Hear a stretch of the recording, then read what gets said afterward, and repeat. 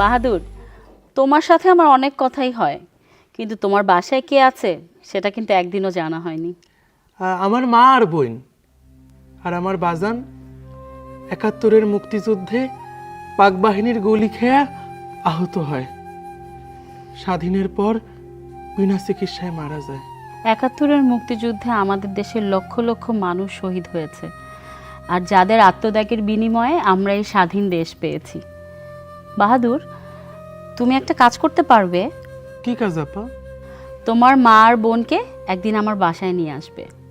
তোমার মায়ের সাথে আমার বিশেষ দরকারি কথা আছে। আমার মায়ের লাগে কথা? কেন?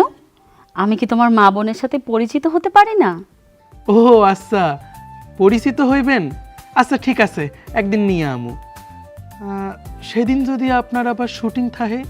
ওই দিন আমি শুটিং রাখবো না, আর প্রত্যেক দিন আমার শুটিং থাকেও না। আচ্ছা ঠিক আছে, হ্যাগো তাইলে একদিন নিয়ে আমু। আচ্ছা ঠিক আছে। ঠিক আছে ভাইয়া, কালকে লোকেশন তাহলে ঠিক আছে না? ওকে, আমি সময় মতো পৌঁছে যাব। আসেন ভাইয়া। আরে রবিন ভাই যে, বসেন বসেন। কেমন আছেন? আছি ভালো। তোমার খবর কি?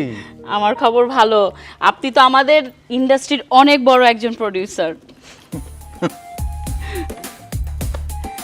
বাহাদুর, বাহাদুর,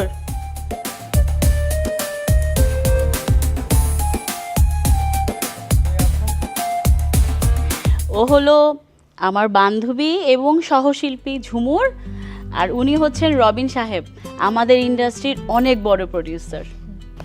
আসসালামু আলাইকুম। ওয়ালাইকুম আসসালাম। বাহাদুর, তুমি দাঁড়িয়ে কেন?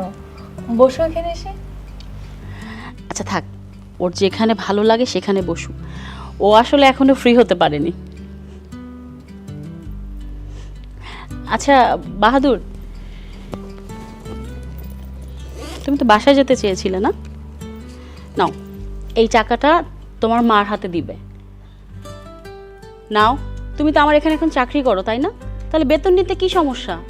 তোমার মার হাতে টাকাটা দিয়ে তাড়াতাড়ি আবার চলে আসবে, কারণ তোমাকে নিয়ে আমি কয়েকদিনের জন্য আউটডোর শুটিংয়ে যাব।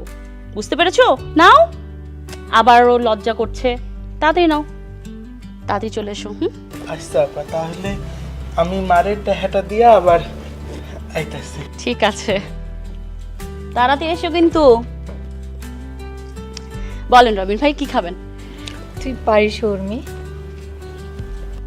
আচ্ছা আপনি বলেন এবার কি খাবেন? খাওয়া লাগবে না, খেয়ে এসছি তো।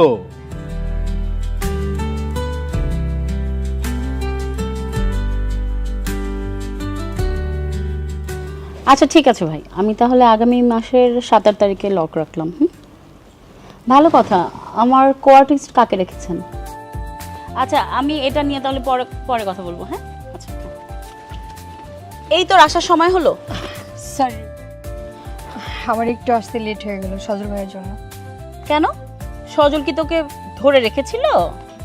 সজল ভাই আমাকে সাথে নিয়ে মার্কেটে গিয়েছিল।